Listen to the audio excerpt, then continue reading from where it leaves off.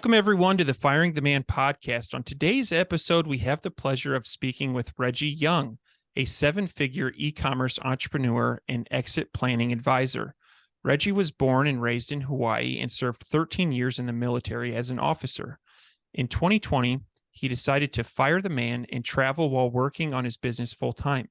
Within 1 year, he was able to sell his first Amazon business and reach seven figures. His mission is to help others start, scale, and sell their online businesses. Welcome to the show, Reggie. Hey, thanks a lot for having me. Really excited to be on. Absolutely. So first things first, can you talk about your path to becoming an e-commerce entrepreneur? Yeah, sure. So I joined the military when I was 18. I enlisted in the Air Force and I was a medic. My bosses decided, hey, you'd be a great officer. So they sent me to the Air Force Academy, which is a military university. There, I've always wanted to get a good degree and kind of make my parents proud. And at the time, I really wanted to build the next version of the Iron Man suit. And I thought, hey, if it was ever going to happen, it'd be probably at the military university for the Air Force, for the government, and I'll be an engineer. So I decided to try and pursue that. And I found out very quickly that the pace was just too quick for me. And trying to survive a military university, I eventually decided to instead take the number one major at that school, which was business management. And there I discovered my passion for online business. So at the time, I really wanted to be a private equity investment banker because I figured I love all aspects of business. So why not just go after the most amount of money? And after graduating the academy, I was actually selected to be a nuclear missiles officer and was not able to pursue the jobs that I wanted to that most aligned with being an investment banker outside in the real world. And when that happened for me, I had felt like I had sacrificed so much of my career, my success and happiness to end up in a job that did not feel like the highest version or the highest purpose of what I felt like I should have been doing at the time. And that's when I kind of got into entrepreneurship. I really just wanted to bolster my resume. And so I sourced my first product from China, not having taken a course, trying to rely on my degree, spent thousands of dollars, but like my mom was like my only real customer, and I ended up failing. The best thing that happened from that is I discovered my obsession for entrepreneurship. So it came from like business to being like my passion, and my entrepreneurship to becoming my obsession. And that's kind of how I got started. Had that first failure, eventually moved into high ticket dropshipping.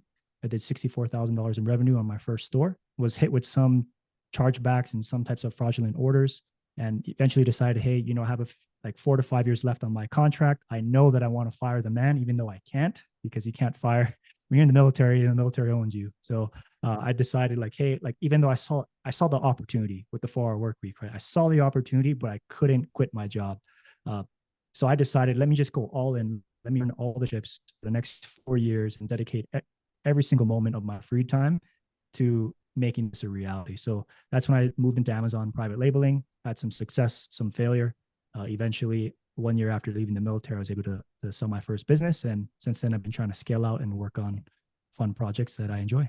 That's awesome. And so I really like a couple things I want to touch on, Reggie. One thing you said is burn all the ships. And so I don't know if you can see behind me or not. Oh, that's awesome. One of my favorite quotes, if you're on YouTube, burn the boats. That's one of my favorite quotes. I'm really glad you said that. It's, it takes a lot of cojones to like just go, just say, I'm going to do this and there's no looking back. And so that's awesome. So thanks for sharing your story and thanks for your service. And let's dive into, so there's a lot of people listening that want to fire the man. And I think it's really important to hear different perspectives and different experiences on when people do that. And so you had wanted to do it for a long time and you were in a pickle, you couldn't for a while, and then you did. And so can you dive into it, like when you decided, hey, I want to fire the man, and then, did you have a plan or did you just go right for it, or any planning, and what can you speak a little bit to that? Yeah. So originally when I first decided, I legitimately have 4 to 5 years left on my contract. When I decided I was going to be an online business person with the financial freedom to do what I want, work on the projects I wanted to, those 4 years, I thought to myself, okay, well, I got 4 years to make an income. So I kind of was like, oh, let me set a budget of like $100 a month and let me try something super easy and like kind of scale into it. And I decided, and I realized looking back, I should have gone harder. And it really comes down to like more of like, instead of trying to make some kind of math equation on like, hey, 4 years, so maybe making this much money or do this, it's like make the decision and don't look back. And it doesn't have to be like, is it print on demand? Is it affiliate marketing? Is it Amazon FBA? Is it agency level work? What is it? It's like, to me, it's like I was in so much pain not having felt like I was on purpose with what I want to do, that pain personally drove me to make a decision. And once I made that decision, it's almost like everything kind of fell to the wayside. It didn't matter if I was losing money. It didn't matter if I was working more on my business than in my 9 to 5. So for me, I think looking back, it's just making that decision has to, for me, it was like the core principle that I stood on. Because if I stood on any other principle, I found it very shaky. And I was kind of like falling here and there and be like, it's not really working out, or like, I don't know if this is for me. It's like, no, like, what do I really want? I don't want to be an Amazon seller. I want to be someone who has the freedom to go where he wants, be around the people he loves. And how do I get there? And it's like, this is how I get there. Okay, that's the decision I'm going to make, and I'm going to get there. That's awesome. I really like how, you given yourself like a 4-year runway of like, hey, I'm going to start small. I'm going to dip my toes and then add to it and build on and learn. I think that is crucial. I never recommend anybody just quitting their job and saying, hey, I'm going to go fire the man and go figure it out. And so I really like how you gave yourself that roadmap. I think that's really, really smart. Yeah, you definitely, you don't want to ape in. Like, I guess like the younger Gen Z would see it as like aping in. And I've seen, kind of traveling now for a little over 2 years, I've seen and I've been to some of the biggest digital nomad hotspots, and I've seen people and also heard stories, because for 4 years I was trying to immerse myself in communities like this. I've seen a lot of people try and ape in without having some kind of revenue. And the reality is that you have so much burning behind you in terms of the cash you're burning without having income. Then you start operating from a place of scarcity, and operating from a place of scarcity, that puts you in like a state that is really hard to build a business in. So, I think even if you're not successful and you don't have the income to quit your 9 to 5, there are things you can be doing on the side to kind of build out a network, an audience, a skill set that will allow you to scale faster and give you the confidence, at least that worked out for me, to eventually reach that level of success. And what that looked like for me was, as I was trying to become a successful Amazon seller, I was at the time consulting on Fiverr. I was consulting on Upwork.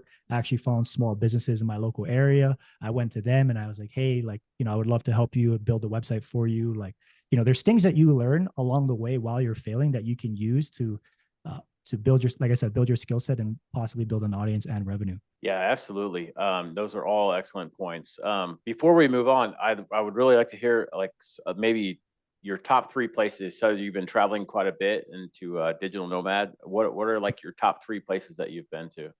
I would say my top 3 places, I would definitely say I love Chiang Mai, Thailand, just for the startup, like not startup, but like the broke nomad mindset of like, when you're there, people aren't really trying to party. They're there to work, and they're there, I think, with a sense of like, I'm here to learn, and I'm here to network, and I'm here just to get things done. I'm not here to like drink or party or hook up. Yeah. I'm just here. And so I really like that. And for me, that's kind of going to always be the place that if everything falls apart, I'm flying there and I'm going to make it work with no money type of thing, or try and leverage my past experience. So I really love Thailand. I spent a lot of time in Mexico, just because of time zones. We're like working with certain clients, and just during COVID, the last year or two, Mexico has been the country that's kind of always been open. And specifically in Mexico, I love Mexico City. Just a great balance of different cultures, and the vibe in Mexico City is really, really nice. And the third place, I'm still kind of figuring that one out. And so I'll leave that one to be determined. Sure. Awesome. No, I appreciate that. Over to you, David. So Reggie, do you have a home base, or are you kind of bouncing from place to place? I'm homeless. I'm homeless as hell. Yeah, I'm homeless as hell, and I try and keep everything liquid. I have been I've been living out of backpack since I was 8 years old. My parents were divorced when I was 8, and I switched houses every week. And then I joined the military at 18 and was always moving around. Went to military university, always moving around. Nuclear missiles officer, underground for half the month. I've always been out of bag, so I'm kind of used to it. And for me, like, I can find my foundation anywhere as long as I have a few principles set up throughout my day. And that comes to like having a solid routine. Right now, where I'm at in my life, I don't want to put down deep roots. I want to keep things liquid, to keep opportunities a little bit more flexible for how I pivot. Very cool. I want to go down this tangent. So you mentioned routine. Can you talk about your routine? Yeah, sure. My routines definitely like have changed over the years. And I think, driving it all the way back down to mindset. When I was trying to build a successful business, when I was trying to fire the man, I realized maybe after a solid 9 months of losing a lot of money that it probably wasn't the business model, and it probably wasn't the tactic or the course or whatever it was. It was probably my mindset and routine. So I had to dive into like journaling. So over the last 7 years, I've been trying to find a journaling process, took a lot of courses, literally everything, the routine, everything. And I've actually come up with a journal that I've been working on and so proud of. It's saved my life, and I know can help a lot of other people. And in that journal, I actually have a routine section. And one of the recommendations I say for having a routine is like at least take care of like fundamentals that work for a lot of people. And that normally is like, for me, it's like when I wake up in the morning, I do some kind of process. And that for me is a nice hot shower. Some people like a cold shower for like body and doing all this kind of stuff, right? Then I normally find some place of like self-reflection. And then from there, I knock out the most important thing in the day. And that sounds super basic, but that is what I think is a pretty fundamental routine that I've seen as a theme, a common theme across a lot of other people who build routines, is to have some kind of like nice slow morning where you kind of like relax into yourself, relax into your intuition and your feeling, goal plan, focus on the most important thing, and then take action. So I could go into like the kind of like tips and tricks that I do for myself. As crazy as now, I'm like, I grab water and I pour water in and I set an intention.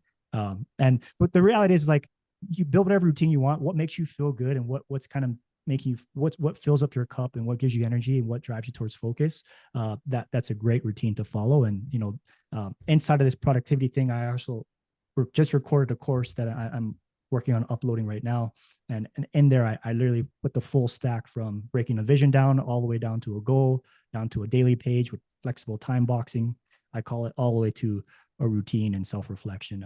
And it really is, in my opinion, like there isn't one thing that will lead to a successful routine. I break my routines to this day. I don't know anyone that follows routine day in, day out like a freaking robot.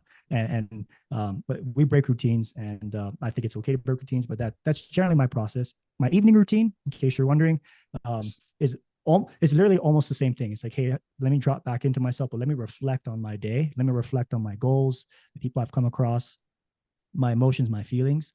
And then from there, I'll try and do some kind of like grounding exercise or just kind of like relax and take it nice and slow in the evening.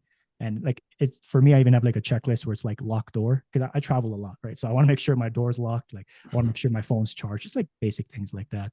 And that kind of helps set me up for success the next day, like making sure that when I wake up in the morning, the place isn't a mess, and that kind of thing just clears my head subconsciously for setting my day up. So nothing too crazy. Very nice. I find that a lot of successful people have a routine. And I also find that I would say a majority of people don't have a routine at all. They're flying by the seat of their pants. They're reactive, not proactive. And it seems like that's where a lot of anxiety comes from, is just not having a plan. I like hearing about other people's routine. I also have kind of a morning routine, and so it's always nice to hear from other people. So anyway, thanks for letting us go down that tangent. So so you are currently running your own e-commerce businesses, and I'm curious, what are you focused on in 2023? My main focus, to be honest, is continuing to operate. So make sure that I can always be an Amazon operator first. So I'm still launching new products right now. I'm optimizing a current supplement that I think is going to do really, really well. My top competitor does $1 million a month in revenue. So I really have my work cut out for me. And so I did that with a product launch of 15 grand, and I'm profitable right now, but I'm getting ready to scale that up. So that will be in terms of my operator focus. That will be my number one focus. In terms of what I'm doing other than that is I really want to build a personal brand. So over the last 9 months, I've been building out a course library to try and put everything that I know and have learned from selling online all the way down to that mindset, right, with journaling. I spent way too much time building out the back end of this funnel, probably over 9 months, making courses, making a journal with a course, and all these different things. So 2023 will be where I flip it and I start trying to build the opposite end of the funnel, which is build that audience and draw them down into the funnel, with the goal of at the end of the day helping that other entrepreneur that in the worst parts of their life, when they weren't journaling, when they didn't have that system, and they felt like they needed that $10,000 course or that $2,000 mastermind to reach that level of success. I wanted them to be able to, hey, Reggie has this thing for like close to nothing relative to its value. I want to be able to give that to them. And then if that works out, what I'm going to do is peg a portion of that revenue to charity, of course, to creating income for my business, but also as a bonus for the VAs that that work for me. So that's like my 2-part focus for 2023. Yeah, I like how you're down in the trenches, you're doing the day-to-day, grinding as an operator, and then you're sharing with others, what it took you years to learn, which is allows other people to kind of skip the line, Yeah. So you mentioned you're in the supplement space. That is a pretty competitive space. From what I hear, I'm not in the supplement space, but from what I hear, all of our friends in the network, that's cutthroat.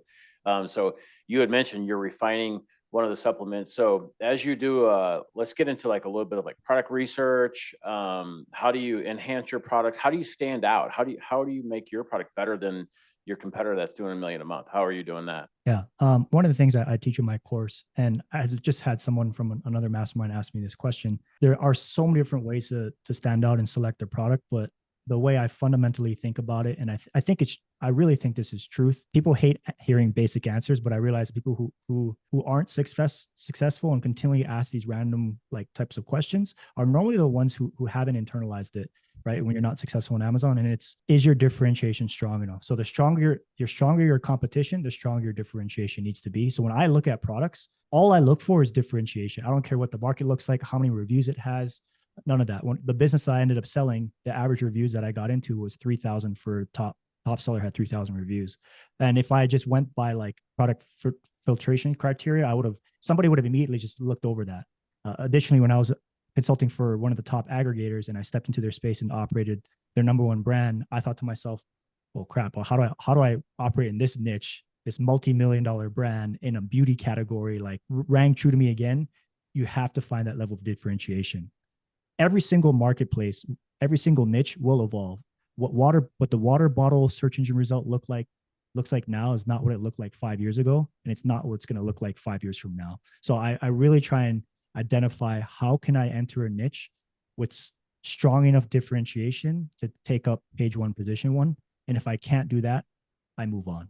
So if I want maybe as a new seller or someone with a lower budget, I want to enter niches that I can find differentiation that, I don't have to maybe do a new mold. I don't have to go and build some crazy thing. That differentiation should be strong enough to pierce through the market, be on page 1, position 1 for long enough to make money, and then hopefully exit in the long term. So really that focus on differentiation, and there's all different ways to find differentiation. And it's the one way that I love to do it. And it kind of comes from my dropshipping background. When I was trying to dropship, someone had told me, hey, just go to your local store and look at products. Well, I took that to the next level. I went to all the major stores, Walmart, Target, Home Depot, Bed Bath & Beyond, like all of them, and went through every single aisle, every single product, and I looked at every single one of them, and I asked myself, what is this product doing better, or how are they differentiating than the other product? And when you do that, it takes 5 or 6 hours, but a couple of weekend trips, but when you do that and you take notes, by the time you're done, that muscle is going to be like super next level. You're going to be able to look at it at a niche and be like, oh, all I got to do is turn this to silicone. And next thing you know, like I can provide differentiation that way. I can magnetize it. I can collapse it down. This product is exactly the same as the other product, but the branding is different, and it actually matches the target market here. The statements that they use on their packaging to get into Walmart, they're on there for a reason. So let me look into those reasons why. And that's kind of putting those two things together, I really think starts to reframe how someone looks at product selection, and can really provide fundamental principle knowledge to allow them to achieve success. I really like that. And you gave a couple examples of like collapsible, foldable, stretchy, silicone. When I think of an Amazon listing, there's just a couple spots that you can really highlight your product, right? You got your images, you got your title in bullets, which I've paid attention to my own online shopping. And I'm really not spending a lot of time reading bullets, but we certainly as a company spend a lot of time keyword optimizing them. And so say somebody finds that point of differentiation. How do they advertise that? How do they put that out there in terms of like images, or any tips or tricks here? Yeah, I think the first one is to make sure you find the right point of differentiation. So if you're selling in an all male niche, it doesn't make sense to make one of your points of differentiation to be pink. That comes down first. There's like product market research, there's product research, and then there's market research, right? So we want to make sure that we're doing both at the same time. If we're doing our market research correctly, we should be able to identify what people care about in the market. So how they describe their pain points, like their experiences, and then mapping our differentiation to that. So an example, hard to carry and use or heavy to carry and use. So a point of differentiation, like going back to foldable, could be light and foldable. So if I looked at a niche and I saw a bunch of reviews or experiences that kind of talked about that, my point of differentiation wouldn't be to make it pink. It would be to try and drive that differentiation to solve that problem.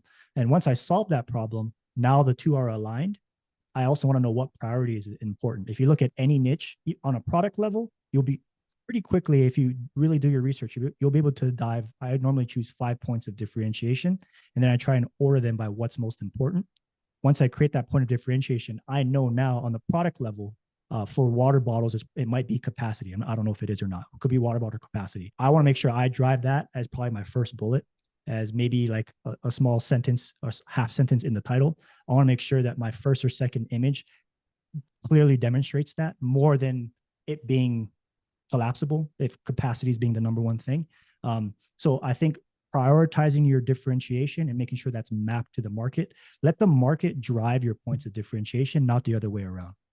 And then from there, it becomes easy. It really just becomes like, okay, I only have, like you said, 5 bullet points. For me, I try to make those 5 points of differentiation. I normally have 4 to 5 images, a minute video or so to talk about what I need to. And I just really just map it on there. And then I try and like bullet point 5 may just take up a small portion of the photo or the video, but it's bullet point 1, that high point of differentiation. I just put that basically everywhere. And I let that point of differentiation, those 5 points of differentiation, turn to my copywriting, and those copywriting turns into a story, which turns to my images, which turns to my video. And it starts at market research and it bleeds all the way down into your video. I like that. To me, that sounds like a system or a process, and that's something that's repeatable and easy to follow. Sorry. Yeah, and easy to teach VAs too, which is really nice. That's awesome. So let's get into efficiency and optimization a bit. I know we're coming off a pretty interesting year where freight was incredibly expensive, and then it kind of tapered off. It looks like the forecast we may be heading into a recession in the U.S.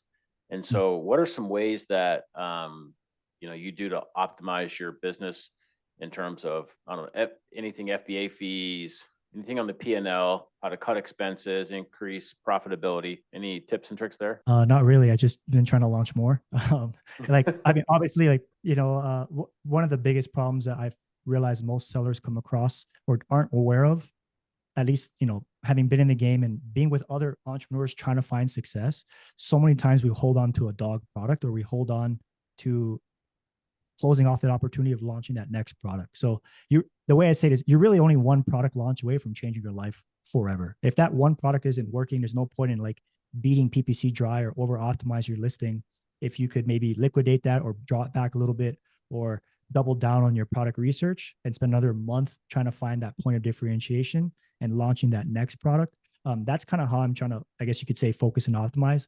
Other than that, I'm really watching my PPC spend, because PPC, the Amazon opportunity, people say are kind of dead. And I don't think it's dead, because the product life cycle will never end.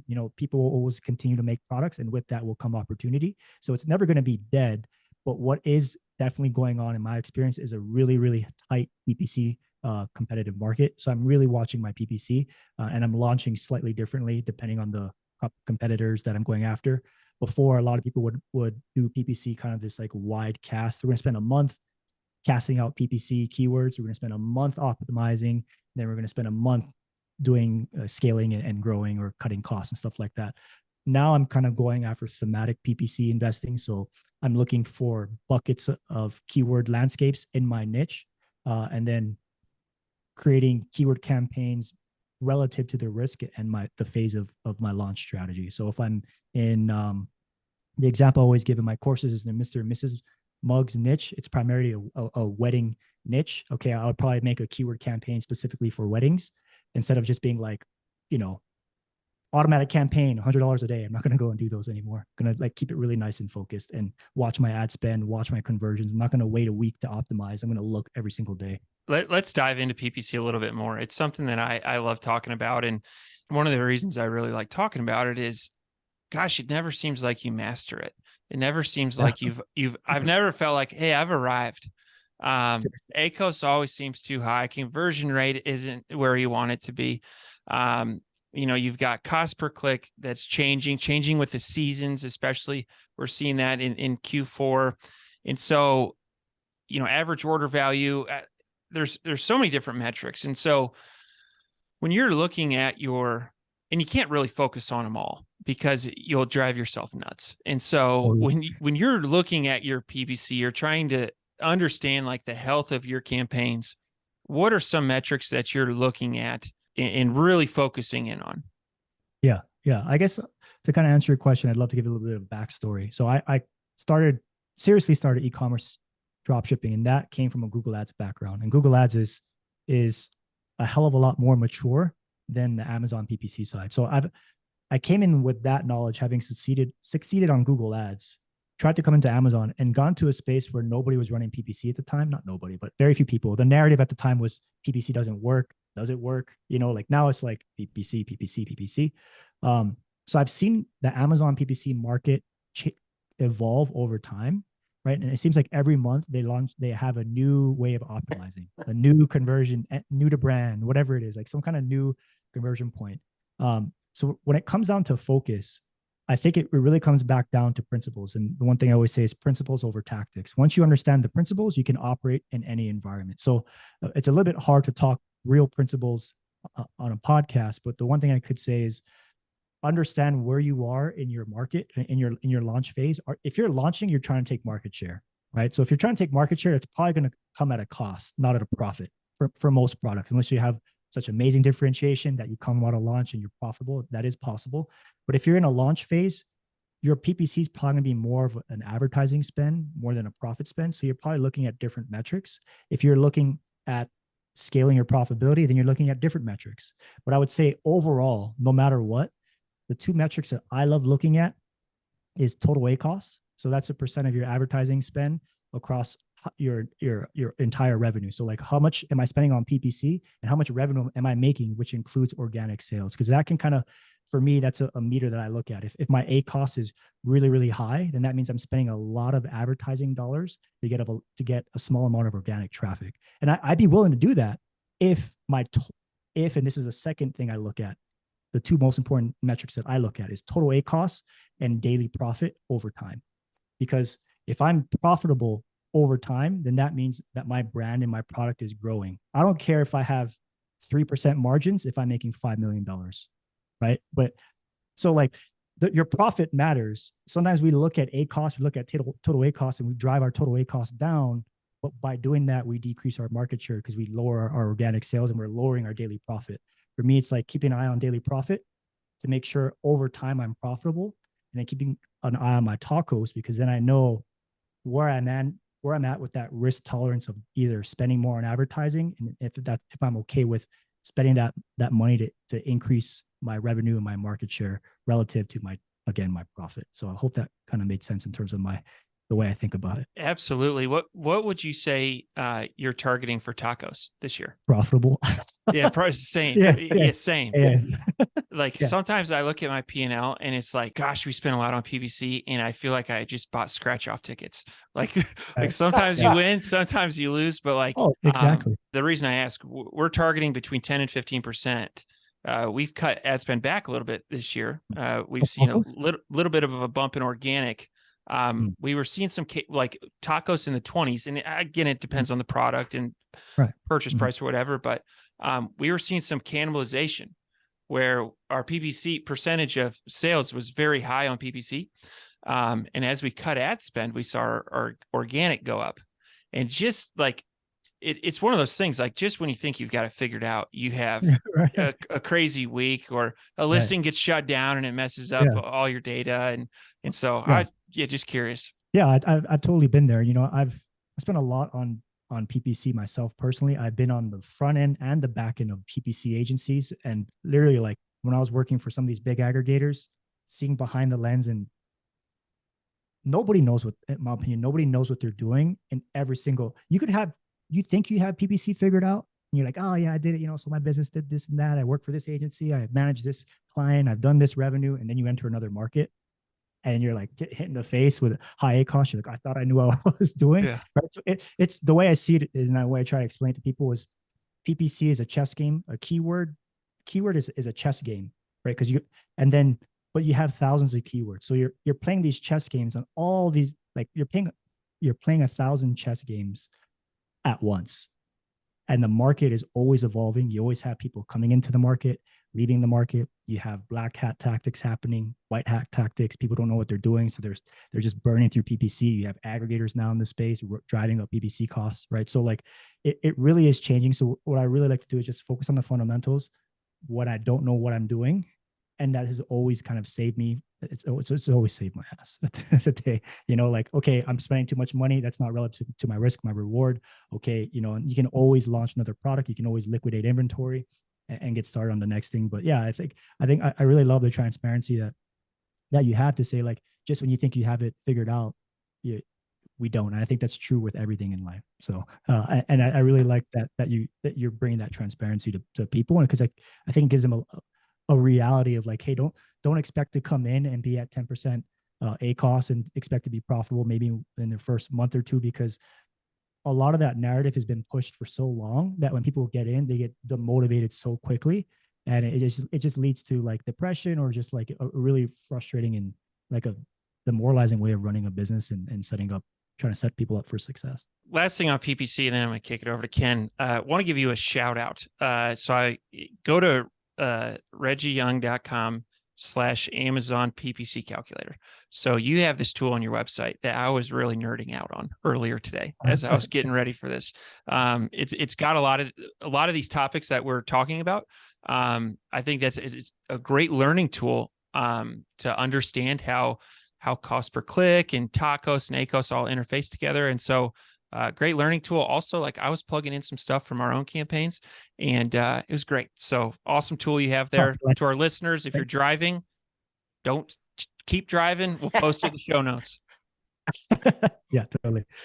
Yeah, and one thing, if you want to mention, since we're wrapping up PPC here, I do have a bunch of courses on every aspect of what I've learned, and I will give like a free nugget, reggieyoung.com/PPC resources, and they are like a link to some of the like the templates that I use when I'm building things out, some of the software that I recommend, because I know it's like a question that you asked.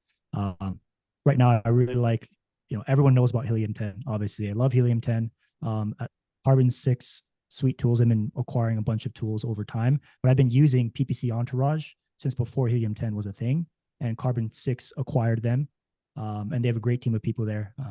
Really great team, and I really like their tool as well. They're probably the most advanced PPC tool, at least in terms of experience, I think is out there. But the reality is a lot of these tools are becoming very, very similar in terms of their function. At the end of the day, a tool is just a tool, right? You put a hammer in the hands of a construction maker or like a construction person who like builds homes, they're going to build you a great home. But if you put it in front of like a chef, they're probably not going to make the best home for you. So a tool can only get you a small portion of the way. And I definitely agree. I think we're in an age now where I think Carbon 6 is an example of this. We're seeing a lot of outside investment come in, and we saw over the last 2 to 3 years, we saw a lot of aggregators swooping up FBA businesses, and then now I think we're seeing a lot of private equity come in and realize that, hey, these FBA businesses are sometimes complicated and hard to run.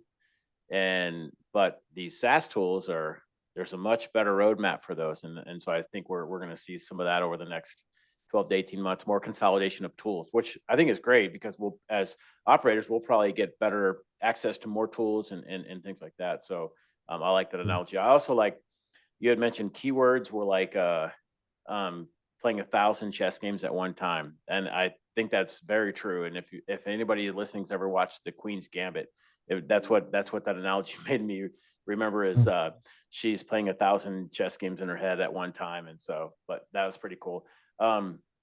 I know there's a question. David's got a mindset, so I'll save that one for David. And I'll ask one last question here on cash flow. It is one of the toughest things that, as an operator in the FBA space, as we're growing businesses, as you launch your first product, and then you scale to six figures, and then you go from 6 to 7, and then 7 to 8. The cash flow problem never goes away. It just gets larger. And so, what do you suggest for anybody that you coach or anything, how to manage cash flow? Is there any tips or tricks on what to do, what not to do, where to get cash from, things like that? Yeah, I mean, there's, of course, you can grab funding, which I've never really been a fan of unless you're profitable. But even then, like most people who are profitable don't want to get funding. That's something that I've failed at in the past. Is when I was super profitable, I didn't go out and get like lines of credit, and I wish I had done that at the time, because it's the easiest way to get money is when you're making money. So that's one tip that I wish I knew earlier. But in terms of cash flow, like the standard one is the easiest one, I think, is to obviously like get a lower product cost, but you don't want to do that at the cost of your quality. Supplier terms for me have been the biggest in terms of inventory, the biggest way of trying to make cash flow easier. So that can be as easy as like, hey, you start with, can I lower the product price? Right. Of course you can increase your MOQ, lower the product price. Supplier says, no, we can't do that. Okay. Can we store it in your warehouse for 1 month? Okay. Like, will you like put us at the front of the line? Will you give me, instead of doing 30% down and 70% on delivery, can you do 10% down, 30% when it gets on the ship, and then the rest when it gets delivered? So like that kind of helps with cash flow as well. But none of that matters if you have a bad product, and none of that matters if you have a bad product. If you have a good product, for some reason, everything works. PPC works, listing optimization works, cash flow works. The product that I ended up selling was a $3,000 investment, and I turned that to over $800,000 in profit. And I think one of the number one reasons I was able to do that is because I chose a product with extremely high ROI. Right? We have profit margin, but ROI is return on investment. So that's how quickly can you turn over your product, basically. So if you're choosing a product that is constantly being bought, that means when you put in your dollar, it's going to get purchased much more quickly, and then your return on investment, the higher it is, the better. I would never recommend getting into a product category that has less than 150% ROI. Thankfully, the product that I had, the ROI was 2,700x return on investment. So it was 27,000% ROI in terms of the initial investment I had on. The per unit ROI was about, I think, like 250, 260% ROI after PPC. So I really just had really dived down on product research, because when I had no money, and I was like, I got one more product launch to go, or I got to save up 6 months because I can't launch a product. I asked myself, hey, what's the 80-20? What's the one thing I can do that can make everything like useless? And it was, right now, get really good at product research, right? And that's when I was like, that's when I was trying to internalize differentiation and understanding my market and doing the things I talked about before. You do that right, everything else just kind of falls into place, and it's just beautiful. So just to recap, because I like all those suggestions. One is negotiate better terms with supplier. Try to go for cost first, and then better terms, which really, really helps with cash flow. And then the second one was essentially your inventory turn, making sure that your inventory is turning over quickly so you can make those dollars work for themselves. So excellent. I really like those. Over to you, David. Yeah, I just wanted to touch on one. So you had talked about ROI. So 150%. So that, just for our listeners, that would be, say, a product you source for $10 and sell at 30. Is that how you're? I'm so bad at street math. So don't worry about it. Don't worry about it. Yeah, same. The Excel spreadsheet. The ROI is new. The way I think about ROI, new minus old divided by old. That's the way I internalized it. That could be percent.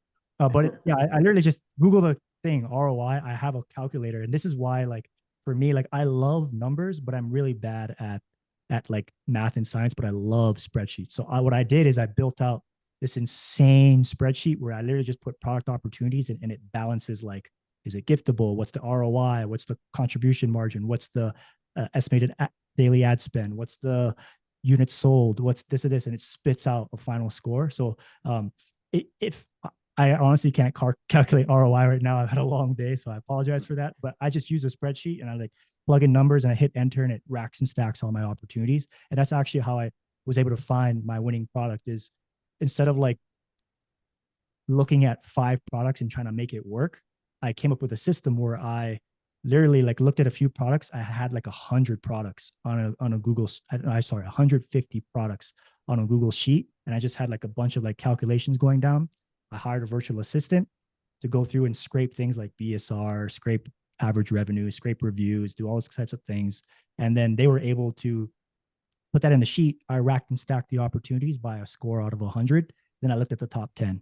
And I was able to take out of 150 products, the best 10 products. And out of those 10 products, I dove in. I spent hours and hours and hours looking at how could I make this product that has 3,000 reviews, how can I make this a winner? And when I was able to find that, this is boom, I launched the product, PPC launch, no black hat talk tactics, page 1, position 1. It all worked out because I had chosen a product from the best of the best, filtered it down, had great ROI, did a great PPC launch, and it just had the market fit to the differentiation, and it all shot straight to the top. And if you break any one of those fundamental like principles, I guess you can say, you immediately take a massive step back, and that's when you're fighting this uphill battle, and that's where everything seems hard. And I've been on product launches since then that where I didn't do those things, and I feel the uphill battle, right? And I've been on product launches now, like the supplement I'm doing now. I literally did everything right, and I'm still in an uphill battle because my competition is so fierce and my differentiation is not strong enough. So I'm like, oh, so how else can I do these things? So for me, I realized I failed my last product launch. One, I do have a smaller budget. I have a 15K launch budget for a competitor that's doing $1 million a month in revenue. I was probably a little bit too not like lack of humility in terms of my skill set. So what I realized now is like, okay, I have a close enough market fit, but not completely. So I'm doing a massive rebrand right now, and I'm hoping that will work. If not, then I'm just going to have to be okay with a smaller profit, but it won't be like this big thing that I'll be able to sell. I'm just going to have to move on to the next product, which I might have to do, and I'm okay with it because I'm used to it, and I'm only used to it because I created the emotional strength to be like, okay, it's not working. Let it go. Let me hit the next opportunity, because very few people hit a home run first time at bat. I am glad that you're saying that, because I can tell you in my personal experience, if I launch 10 products, 2 of them are probably good, 3 of them are okay, and 5 are duds. And that's and we've been doing this for a while. And so sometimes, things don't pan out. And like you were saying with the ACOS, where people go in and they get discouraged. That's one thing when people are like, I launched one product, it didn't work out. And so I stopped selling on Amazon. It's like, oh, you're just getting started. Like in that happens. There's 100% guarantee if you do this long enough, you're going to launch a bad product. That just doesn't, it just doesn't work. And you're going to have 10,000 of them in your basement. And, and so I appreciate you saying that. So, which leads me into my next question. Let's chat mindset. Something podcast I've listened to you on, it's something I've heard you talk about quite a bit. My first question is this something that you believe you're born with, or you develop? It's something that you develop and that you choose to adopt. I inherently believe that because I was the laziest kid you've ever met, absolute laziest kid you ever met. And I just took, for me, it was just like pain and frustration and I realized now just not realizing identifying what I love and trying to identify. For me, I'm so thankful I found like my obsession, my passion, which is business, right? Some people may be Amazon sellers here because they want the financial freedom to raise a family, to have, whatever that is, right? That once I think only when that happens, do you make the decision to be like, hey, this is so much pain that I need to do better. I need to do better. And when you make that decision to do better, it's just, in my opinion, it's just about learning and momentum. So like I was to the point where I couldn't even get out of bed at some points, even when I had all the drive to go and like, oh, okay, like, yeah, I want to build, I'm burning all the ships, but I just got done with a failed relationship. I just got done with a failed launch, work's kicking my ass. I'm broke as hell. Where's the motivation then? Where's the routine then? Where's this and that then, right? So it even got to the point where I made a Spotify playlist. Shout out to my Spotify playlist, reggieyoung.com/motivation. And it got to the point where if I hit play and shuffle, I swear after 10 minutes, I was up out of bed and I was like working, So like find systems, find hacks, and put them in your life, and put them in your life in a way where you kind of have to come across it. And for me, that can be as easy as like setting an alarm twice a day, one at 10 a.m., one at 4 p.m. And that's just, am I working on the highest thing or the most important thing right now? You know, am I happy, and how do I adjust? Like just something like that you could do right now and set it for like infinity, right? Like doesn't repeats daily. And I guarantee you that reminder is gonna put that little push in your life that may just create that momentum that you need to keep moving forward. Okay. Very nice. Now for somebody, say there is a lazy kid listening, and he wants to improve his mindset. As you've been working on developing your mindset, have there been any books or podcasts that have really stood out and help you advance? I mean, we all love the 4-hour work week. I mean, the 4-hour work week now is, it's like, I think it was made in 2007. It's a long time ago. So a lot of like the e-com tips and tricks are going to seem super basic to someone first reading it. But the beginning portion of that book, he really hits on a lot of principles that I think help break the programming of an employee. And you know, things like, hey, like you don't have to respond to every email. You know, like random things like that. Like not everything is that your boss tells you is important. You know, or what's the 80-20 rule? Like what? You know, because employees are like, everything is important. But like as an entrepreneur, everything's actually not important because you're the one-man shop when you're starting out. You gotta prioritize things. So in terms of books, like that's kind of been that. I haven't read that many books. The books that I have read that have been impactful have been Deep Work by Cal Newport, which is basically like, hey, create deep flow and defend it at all costs. And here's some foundation works on how you can do that. And then, Tim Ferriss book, The 4-Hour Work Week, he does have like literally it's like 1 or 2 chapters in there that are just like absolute gold. Outside of that, it's just like, hey, ask yourself, hey, are you okay with how you're living right now? Are you okay with how you're living right now? Ask yourself that deeply. Are you okay with how you're living now? And are you okay living that way for the rest of your life? If you're okay, fine. You don't need to grow. You don't need to like push yourself. You don't need to be uncomfortable. But the more you can be uncomfortable, the more you can decide that this is not enough for you, that you want more in life, and that the pain isn't enough. Pick yourself up and just get to work. And if you can't do that, reggieyoung.com/motivation and hit play. And I don't know about them, but for me, I can't listen to that thing for more than 30 minutes and want to get to work. It's just me personally. So hopefully that helps. And it's free. Absolutely. Well, very nice. Well, Ken, anything else you want to touch on before we get in the fire round? And for everybody, every guest we have on the show, we have a fire round where we run you through the ringer. Are you ready? Okay. Yeah, hit me. All right. What is your favorite book? My favorite book is called Mastery. I don't know. It's just like this guy who has this long beard. I forget the name. It's literally called Mastery. Maybe I'll try to send you the link. But that book made me like rethink a bunch of things. It's nothing to do with business at all. It's called Mastery. I think it's based on, in terms of religion, it's most closely related to Sufism. I'm not a Sufist at all, but I found the book very interesting. And it kind of started this process of where I am in terms of mindset years ago, even though I don't fully align with it. Awesome. That's a new one. What are your hobbies? My hobbies, it sounds super lame and probably fake, but entrepreneurship. I'm always building something off to the side. I realized a long time ago, once I graduated university and once I had my first failed business, that video games, which used to be my obsession and passion, when you turn them off, you're left with nothing. But video games piss me off just as much. I don't know. Like that boss lost that one thing, you know, but it never paid me. And it pissed me off just as much. And when I build a business and that becomes my hobby, it's like you can actually give yourself the opportunity to change your life. So I'm always like, I built this journal. Like that was like the hobby I was doing instead of watching Netflix. Don't be wrong, I still watch 10 minutes or 30 minutes maybe when I'm eating dinner just to kind of like try and fully unplug, but I'm not watching 8 hours as my hobby. I'm not doing these other things as this entrepreneurship, unfortunately, but thankfully for me, is my hobby. What is the one thing that you do not miss about working for the man? The one thing I do not miss working for a man, I would say maybe more than one thing, but working when I want, what I want, wherever I want. You don't get that working for the man. Working when you want, on what you want, wherever you want. I don't know a job that allows that. That's a good answer. Last one. What do you think sets apart successful e-commerce entrepreneurs from those who give up, fail, or never get started? Well, the fact that you said who give up, fail, never get started, I normally would say people who fail, who quit, right? When you quit, that's when you actually fail. But and it's the reason why, and it's so sorry for plugging this thing in. I literally make 20 cents when somebody buys this. So this is not about money. It's journaling.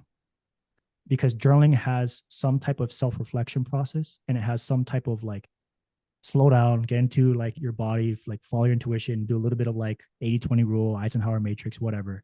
And then let's list out your goals. Let's take action on them and let's reflect a little bit. And I think the people that do that give themselves the opportunity to pivot and move direction and create momentum in their life. And I think I think it's journaling.